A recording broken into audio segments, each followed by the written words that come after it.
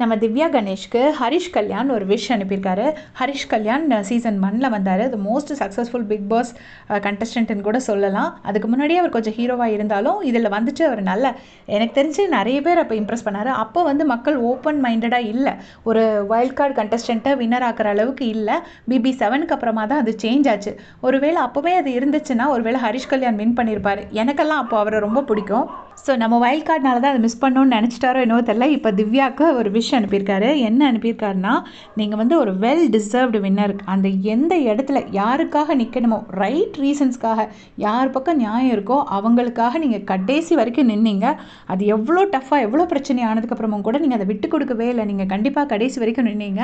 அதனால தான் நீங்கள் வந்து இந்த விக்டரியை டிசர்வ் பண்ணுறீங்க அப்படின்னு சொல்லிட்டு கங்க்ராச்சுலேஷன்ஸ் அப்படின்னு சொல்லிட்டு ஒரு விஷ் அனுப்பியிருக்காரு.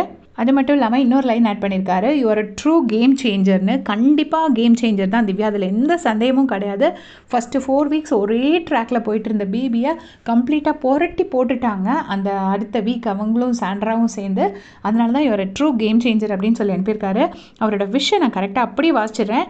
Dear Divya, congratulations on winning BB9. You stood your ground for all the right reasons, no matter how tough it got.